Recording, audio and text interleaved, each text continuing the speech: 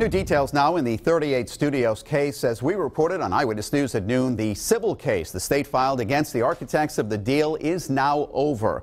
A judge approving the final settlement in the case, bringing the total amount of money recouped by the state to $61 million, which will be roughly $50 million after legal fees. And now that the civil case is done, there is a renewed push to have the documents from the criminal case released, putting the governor and the attorney general at odds.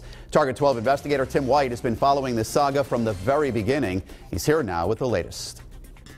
One of the big headlines from today is state police investigators are already reviewing certain documents from the criminal probe, which the governor says will be released down the road.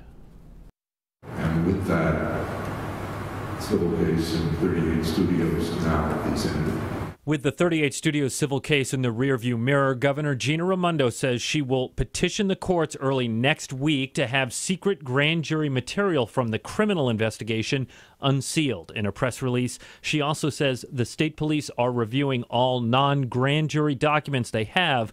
Those documents will be released as soon as a review is complete. I don't know how the state police can make that determination. During a taping of Newsmakers, Attorney General Peter Kilmartin says state police detectives were not in the room when the grand jury was presented with evidence. So it's going to be hard for them to segregate out whatever is grand jury. In July, Kilmartin announced there were no criminal charges resulting from the probe, but later claimed the case was not closed when urged to release materials.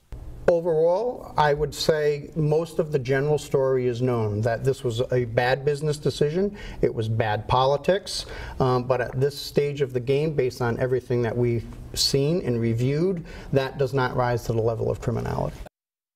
Kilmartin tells me he's going to wait and see what the governor does next week, but he says he expects they will object to the release of grand jury materials in court. With the Target 12 investigators, Tim White, Eyewitness News.